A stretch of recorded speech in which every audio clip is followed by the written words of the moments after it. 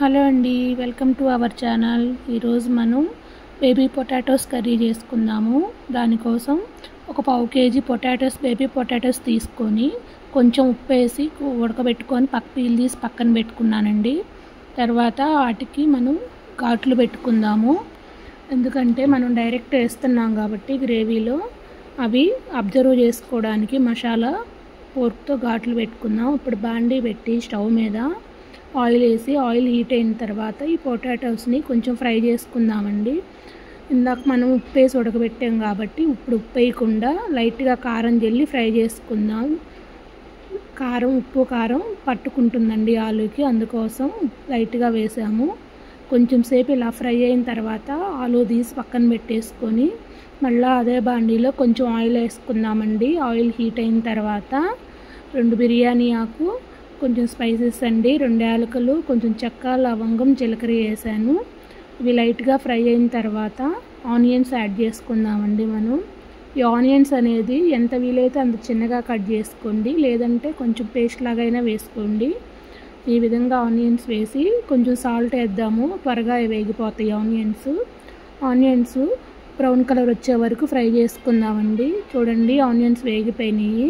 ఇప్పుడు మనం 1 స్పూన్ అల్లం వెల్లుల్లి పేస్ట్ యాడ్ చేసుకుందాము.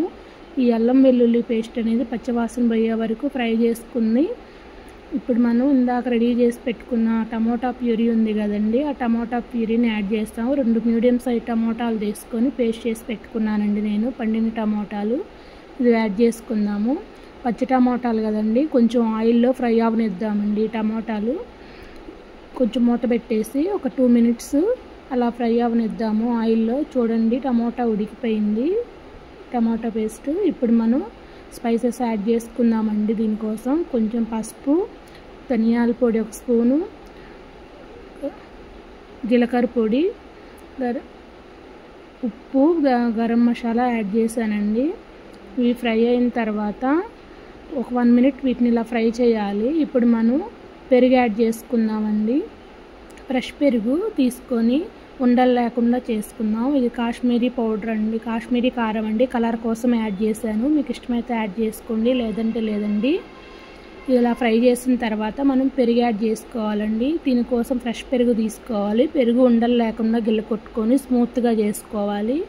ఈ విధంగా స్మూత్గా అయిన తర్వాత ఈ పెరుగుని యాడ్ చేసుకుందాము. పెరుగు అనేది ఈ కర్రీకి చాలా టేస్ట్ని ఇస్తుందండి. ఒకవేళ మీ దగ్గర మీకు పెరుగు నచ్చకపోతే ఫ్రెష్ క్రీమ్ అయినా యాడ్ చేసుకోవచ్చండి. ఇవి కలుపుకుంటూ ఒక 1 మినిట్ మసాలాలు, పెరుగు అంతా మిక్స్ అయ్యేలాగా కలపాలండి. ఇప్పుడు కొంచెం మూత పెట్టేసి ఆయిల్లో ఒక 1 మినిట్ ఉడకనిద్దామండి. చూడండి, ఆయిల్ పైకి వస్తుంది కదా, ఉడికిపోయింది. కొంచెం మనం వాటర్ యాడ్ చేసుకున్న పచ్చిమిర్చి నేను డాబా స్టైల్లో ఉండటం కోసం డైరెక్ట్ వేసాను. మీరు ఇష్టమైతే వేసుకోండి, లేకపోతే లేదండి. ఒక 1/2 గ్లాస్ వాటర్ యాడ్ చేసుకున్నాను. మీ గ్రేవీ కన్సిస్టెన్సీని బట్టి మీరు వాటర్ యాడ్ చేసుకోండి. నాకు కొంచెమే కాబట్టి నేను కొంచెం కర్రీ చేస్తున్నాను కాబట్టి కొంచెమే యాడ్ చేశాను.